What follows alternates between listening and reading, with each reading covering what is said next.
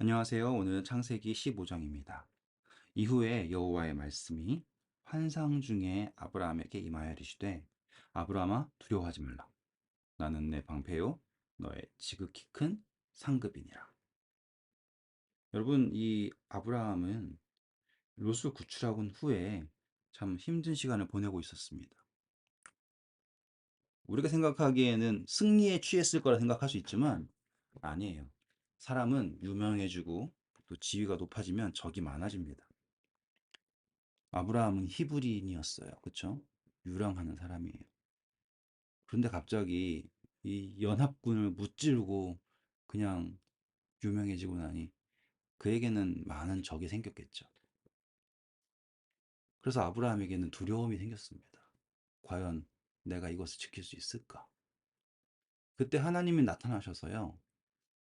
자신이 아브라함을 지키는 방패라고 자처하십니다. 그리고 하나님이 그분 자신이 아브라함의 상급이다 라고 말씀하세요. 여러분, 제가 환상에다가 줄쳐놨죠. 이 환상이라는 건요, 성경에서 귀한 거예요. 몇 개 적어드리고 시작할까요? 이사야서 41장 10절, 그리고요 다니엘서 10장 12절. 여기 보시면 이제 환상을 보는 게 나오거든요. 근데 지금 최초의 환상을 본 사람이 바로 아브라함입니다. 그러니까 중요하겠죠. 그리고 환상을 봤다라는 건요, 그냥 음성을 들려주시는 것이 아니라 직접 그분을 보이셨다라고 생각하시면 돼요. 그러니 지금 아브라함을 위로하시는 하나님의 모습은 그냥 괜찮아라고 말해주는 정도가 아닌 거예요. 그때 아브라함이 말합니다. 아브라함이 이르되 주 여호와여 대체 저한테 무엇을 주시겠습니까? 그러니 아브라함 입장에서는 자기가 아무리 모든 걸 가져도 제 묵상 속엔 아마 전쟁을 하면서 죽음에 대한 그 위기감을 느꼈나 봐요. 결국에 내가 죽으면 자식이 없사오니 나의 상속자는 이 다메섹 사람 엘리에셀입니다. 14장에서 아브라함이 롯을 구하기 위해 다메섹까지 갔잖아요. 그렇죠? 엘리에셀. 이 엘리에셀의 이름의 뜻은 도우시는 하나님이에요. 그러니까 여기 3절에서 보면 길린 자가 내 상속자가 됩니다라고 한 거 보면 아브라함이 엘리에셀을 이제 다메섹에서 얻어서 양육하면서 그에게 준 이름이 하나님은 도우신다라는 뜻이죠. 하나님은 도우신다. 혹은 뭐 도우시는 하나님. 그랬다는 것은 그의 인생에 있어서 엘리에셀이 준 의미는 컸던 것 같아요. 그래서 그가 직접 엘리에셀을 자기의 상속자라고 정한 것처럼. 3절 아브라함이 또 이르되 주께서 내게 씨를 주지 아니하셨으니, 이거는 좀 슬픈 이야기지만 정말로 그의 가슴 속에서 맺힌 말이었던 거죠. 왜냐하면 오랜 시간 기다렸으니까. 내 집에서 길린 자가 내 상속자가 될 것입니다. 넘어가기 전에 여러분, 제가 성경 좀 하나만 더 드릴게요. 여기에 시편 85편 12절, 11절입니다. 이 큰 상급과 관련된 성경절이거든요. 저 이 성경절 너무 좋아요. 꼭 읽어보세요. 4절입니다. 여호와의 말씀이 그에게 임하여 이르시되 그 사람이 내 죄송합니다. 그 사람이 내 상속자가 아니라. 아브라함은 응? 정말요? 이랬을까요? 근데 이제 하나님께서 한 조건을 말씀하시는데요. 내 몸에서 날 자가 내 상속자가 되리라. 그러니 너가 집에서 길린 자가 아니다라고 하는 첫 번째 답이 나옵니다. 이 이야기가 중요한 게 아브라함은 또 한 번 다른 이야기를 하잖아요. 이스마엘에 관련돼서. 그러니 첫 번째는 아브라함은 하나님, 그러면 제가 제 집에서 기른 사람을 상속자 삼아도 될까요? 하나님이 아니다. 너의 몸에서 너 씨에서 나와야 된다. 라고 하니까 나중에 이스마엘 이야기 나올 때는 또 이제 내 안에 사라에게서 나와야 된다. 이렇게 점점 그 조건이 깊어집니다. 그걸 아셔야 되기 때문에 이 부분을 좀 집중해서 봐주시길 바래요. 그리고선요, 하나님이 그냥 내 몸에서 날 자가 내 상속자야 이렇게 말만 하지 않으시고 환상 중에요. 그를 이끌고 밖으로 나갑니다. 그리고 이르시되 하늘을 우러러 저 뭇 별을 셀 수 있나 보라. 크, 멋있죠? 또 그에게 이르시되 내 자손이 이와 같으리라. 여러분 그 쏟아지는 듯한 별 보신 적 있으세요? 제가 이제 선교지를 여러 군데 다녔거든요. 근데 그중에서 제가 별을 가장 많이 본 기억이 제가 필리핀에 처음 갔었을 때예요. 그때는 벌써 몇 년 전입니까? 30년 전이네요. 저도 좀 오래 살았네요. 뭐 30년 전 기억을 얘기할 정도면. 예, 그때 이제 처음 필리핀 가서 하늘을 봤는데 정말 별이 너무 많아가지고 달이 잘 안 보일 정도로 별이 많았던 기억이 있어요. 저는 여러분 이 말씀을 정말 오랫동안 묵상했어요. 그게 뭐냐면 우리는 어쩌면 이 내 생각과 내 기대와 뭐 그런 있잖아요. 그 장막 안에서 막 걱정을 합니다. 우리의 영적 시야가 완전히 차단된 상태인 거죠. 영적 시야가 영적 시야가 완전히 차단된 상태에서 그 안에서만 생각하고 그 안에서만 걱정하고 어떻게 해야 되나 막 이럴 때가 있어요. 두렵죠. 근데 5절 보신 것처럼 하나님은 우리를 그 안에서부터 밖으로 이끌어내시고 그리고 우리에게 새로운 시선을 제시하십니다. 그래서 하늘을 우러러 무 별을 셀 수 있나 보라. 제가 이 경험을 하고서 저의 삶이 변하게 된 것 같아요. 제 생각 속에 갇혀 있다가 하나님이 제시하시는 비전을 바라봤을 때. 그때 6절 아브라함이 여호와를 믿으니 여호와께서 이를 그의 의로 여기시고 6절에는 별표를 한 30개 치셔도 됩니다. 왜냐하면 이 성경 전체에서 어쩌면 가장 많이 회자가 되는 중요한 개념이 바로 아브라함이 여호와를 믿었기 때문에 의가 되었다. 믿음으로 말미암는 의. 그게 근거가 여기에요. 믿음으로 말미암는 의. 짠짠 짠짠 됐죠? 그리고 성경절도 중요하니까 적어 드릴게요. 이거는 다 적을게요. 뭐 많진 않지만 그래도 제가 중요하다고 생각하기 때문에 로마서 4장이에요. 3절부터요. 22절. 갑자기 많아지긴 하네요. 그쵸? 기니까 꼭 읽어보세요. 그리고 갈라디아서 3장 6절부터 14절. 그리고 마지막 딱 하나만 더 할게요. 야고보서. 야고보서 2장 23절. 요 세 성경절들은 이 믿음으로 말미암는 의, 그러니까 아브라함에 대한 설명입니다. 나오기 때문에 무조건 적어 놓으시고 읽어보세요. 7절입니다. 또 그에게 이르시되 이제 새로운 거예요. 또라고 그에게 이르시되 나는 이제 하나님께서 이 땅을 내게 주어 소유를 삼게 하려고 너를 갈대아인의 우르에서 이끌어낸 여호와다. 그러니 이제 자녀 하늘의 별과 같이 셀 수 없는 자녀를 준다라는 축복과 달리 이제 또 이 땅을 준다라고 하는 언약을 하시는 거예요. 그때 아브라함이 그가 이르되 주 여호와여 내가 이 땅을 소유로 받을 것을 어떻게 알 수 있습니까? 라고 얘기를 합니다. 그전엔 이제 하늘의 별 보여주면서 했지 않습니까? 그러면 하나님이 또 뭐 새로운 거를 방법으로 하실 수 있는데 이때는 또 뭐라고 할까요? 성경에서 단 한 번 나오는 아주 놀라운 걸 하십니다. 그게 바로요. 이 언약에 관련된 그 당시에 그러니까 그 당시에 세레모니를 뭐라 그러죠? 갑자기 한글도 생각이 안 나고. 네, 예, 의식을 하시는데 이거는 이제 하나님의 방식이 아니에요. 왜냐하면 이 땅의 방식으로 하시는 거예요. 이걸 이해하실 수 있겠습니까? 하나님의 방식으로 하는 게 아니라 내가 이 땅을 소유로 한다는 것을 어떻게 알겠습니까? 라고 했을 때 그 당시 사람들이 이 언약을 맺을 때 하는 방법을 한 거예요. 제가 적어는 드릴게요. 어디 있나? 예, 예레미야서, 예레미야입니다. 예레미야서 34장 18절.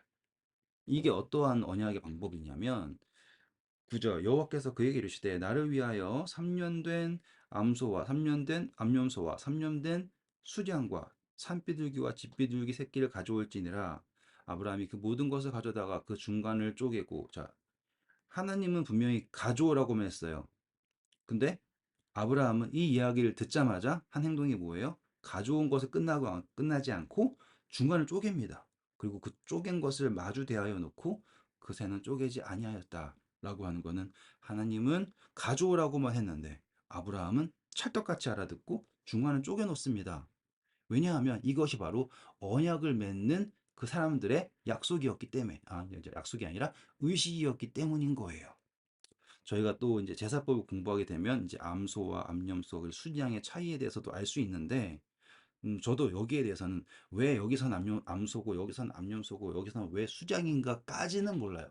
하지만 제사법에서는 분명한 답을 드릴 수 있습니다. 기회가 되시면 저희가 제사법을 공부한 영상을 보시면 감사하겠습니다. 일단은 아브라함이 이걸 다 준비를 했습니다. 그러면 이 준비했다라는 건요, 이제 그 쪼개놓은 그 시체 사이에 언약을 맺은 두 당사자가 같이 걸어야 돼요. 마치 이 언약이 없으면, 이 언약이 깨지면 죽음으로 이 언약이 끝난다라고 하는 그러한 모습인 것 같아요. 그리고서는요, 11절, 이제 시체를 먹는 새들이 등장하죠. 솔개가 그 사체 위에 내릴 때 아브라함은 그걸 쫓아내면서 지금 하나님을 기다립니다. 여기다 적어 놓긴 해야겠네요. 하나님을 기다립니다. 근데 그 기다림을 방해하는 건 이 새들이네요. 나중에 계시록에 보시면 또 비슷한 이야기가 나와요. 12절, 해가 질 때에 아브라함에게 깊은 잠이 임합니다. 오호라, 깊은 잠. 성경에서 우리가 읽었던 것 중에서 창세기죠. 깊은 잔 사람 있죠? 그렇죠? 아담에게 허락된 깊은 잠이에요. 저는 이 깊은 잠이 아브라함이 졸려서 잤다가 아니라 어쩌면 하나님께서 아담에게 깊은 잠을 재우시고 새로운 창조인 하와를 하신 것처럼 이때도 어떠한 게 있지 않았을까라고 하는 묵상을 해봐요. 네, 조심스러운 묵상입니다. 깊은 잠이 임하고 또 큰 흑암과 두려움이 그에게 임하였더라. 이 장면들은요, 이제 하나님의 임재를 바라봤을 때 그 선지자들이 죽은 것처럼 되었다라는 표현들 나오잖아요. 그것과도 이렇게 매칭이 가능합니다. 그리고서 이제 하나님이 나타나세요. 13절.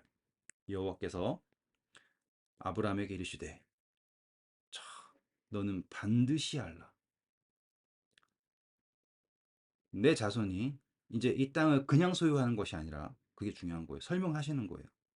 내 자손이 이방에서 객이 되어서 그들을 섬기겠고, 이미 하나님은 지금 애굽에서의 포로 생활을 아시는 거죠. 노예 생활을. 그들이 400년 동안 내 자손을 괴롭히리니 정확하게 예언하신 겁니다. 14절. 그들이 섬기는 나라를 내가 징벌할지며, 출애굽기에 나왔죠. 그 후에 내 자손이 큰 재물을 이끌고 나오리라. 저는 이 장면이 그냥 쓰여졌다기보다는 저는 이렇게 생각해요. 이 창세기의 저자가 모세잖아요. 모세가 창세기를 썼을 때 이 창세기를 쓴 것이 어, 이건 제 묵상입니다.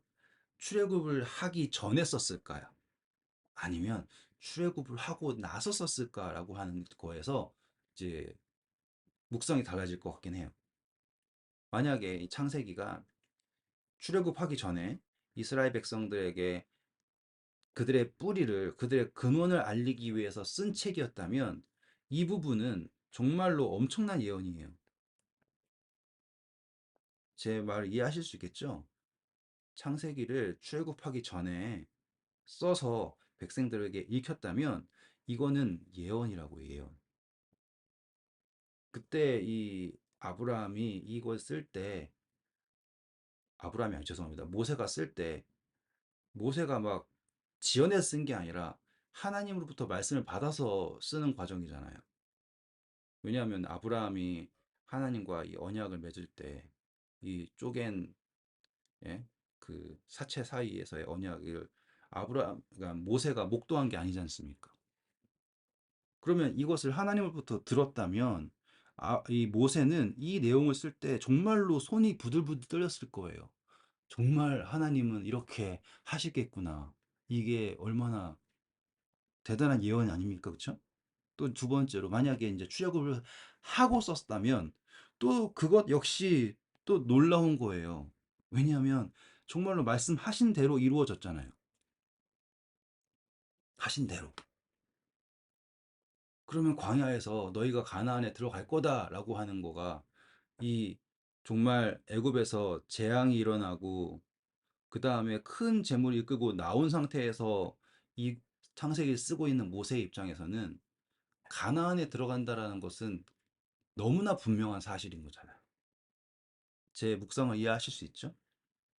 그래서 제가 이 장면을 읽을 때 별표를 치고 싶죠. 너무나 분명하니까.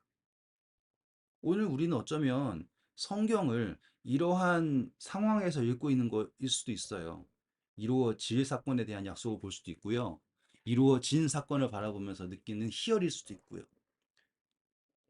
전자이든 후자이든 이것은 우리에게 분명한, 적을게요. 분명한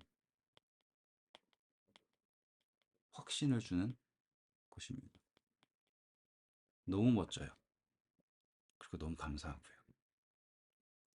그리고선 하나님이 이제 아브라함에 대해서 너는 장수하다가 평안하게 내 조상한테 돌아가 장사될 것이요. 장수한대요. 그리고 내 자손은 아브라함이 걱정하고 있는 거는 자기 걱정 아니에요. 그렇죠? 4대 만에 이 땅으로 돌아오리니 그래서 이 땅을 당장 차지하는 게 아니지만 분명히 이 땅으로 돌아오게 되는데 여긴 좀 중요하니까 줄 쳐주세요.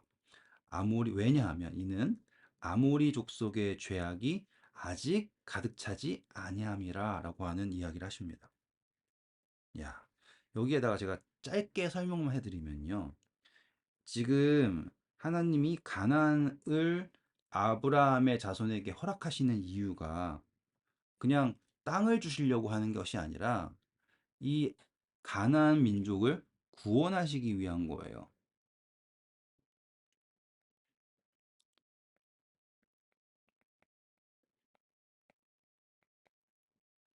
이렇게 얘기하면은 여러분들은 정말로 이상한 생각을 드실 겁니다. 왜냐하면 아니 가나안 민족을 구원한다 해놓고서는 결국에 가서는 진멸하지 않았습니까? 라고 했잖아요. 이때 제가 드릴 말씀이 바로 그거예요. 하나님이 만약에 이들을 멸하고 싶으시면 그냥 멸할 수 있습니다. 근데 아직까지 뭐 하고 계시냐면 여기 보신 대로 아직 아모리 족속의 죄악이 가득 차지 않았다 하고서 기다리는 모습 보이세요? 이 기다리심이 어떤 의미인지 아시겠습니까? 사랑이에요.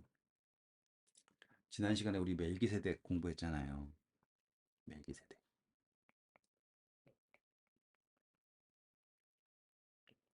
멜기세덱은 살렘의 왕이고 이스라엘 백성들이 제사장을 갖기 전에 이미 하나님께서는 가나안에 그분의 제사장을 두셨어요. 그분의 사랑 보이십니까? 가나안 백성들을 향한 그분의 간절함이 보이세요? 그리고 그분의 오랜 기다림 보이십니까? 17절이에요. 해가 져서 어두울 때 이제 해가 질 때에 지나서 이제 어두워졌습니까? 연기가 나는 화로가 보이며 이제 하나님의 임재를 이렇게 화로로 묘사하는 거예요. 타는 횃불이 쪼갠 고기 사이로 지나갑니다. 말씀드렸죠? 이거 지나가는 것은 땅의 의식을 보이신 거예요. 하나님 직접. 그날에 여호와께서 아브라함과 더불어 아브라함과 더불어 언약을 세워 이르시되 내가 이 땅을 애굽 강에서부터 그 큰 강 유브라데까지 내 자손에게 주노니 곧 겐 족속과 그니스 족속과 갓몬 족속과 헷 족속과 브리스 족속과 르바 족속과 아모리 족속과 가나안 족속과 기르가스 족속과 여부스 족속의 땅이니라 하고 말씀하셨습니다. 자, 이제 제가 개념을 한번 설명해 드리도록 할게요. 지난 시간에 제가 하나님께서 이 포로로 잡혀간 사람들을 구원하셨죠. 그리고 이 포로로 잡혀간 사람들이 구원받은 가장 중요한 것은 바로 롯 때문이었어요. 롯이 잡혀갔기 때문에 아브라함이 움직였습니다. 일단 아브라함으로 적을게 익숙하니까. 그래서 이 구원은 완전한 구원이었어요. 중요해요. 완전한 구원. 여기다가 완전 적을게요. 한 사람도 잃지 않은 완전한 구원. 예수님의 구원을 이 아브라함이 한 구원이라고 생각을 한다면 똑같겠죠. 예수님께서는 그분의 백성을 하나도 잃지 않는 구원을 하십니다. 그런데 중요한 것은 이제 골짜기에서 왕의 골짜기,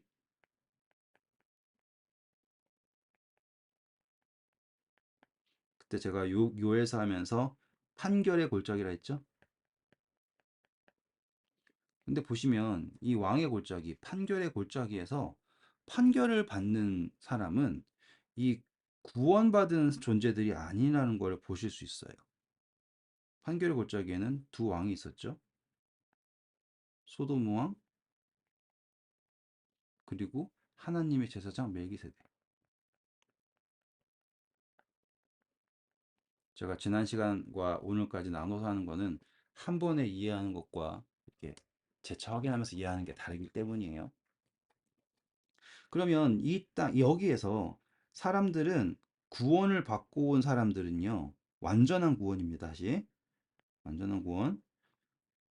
그들은 이미 소돔 왕의 실패를 경험했어요.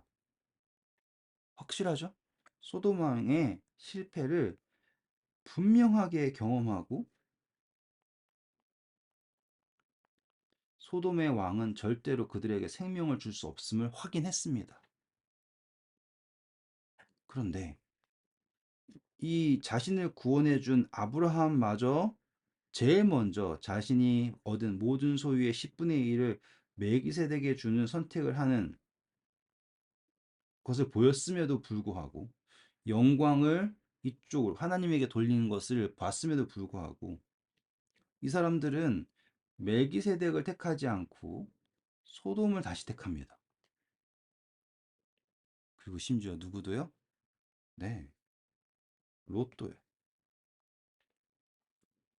여러분 지금 이 이야기를 우리가 생각하는 하나님 예수님이 오셔가지고 너 착한 놈, 너 나쁜 놈이라고 하는 구원으로 생각하시면 안 돼요. 이거는 완벽하게 다른 이야기예요.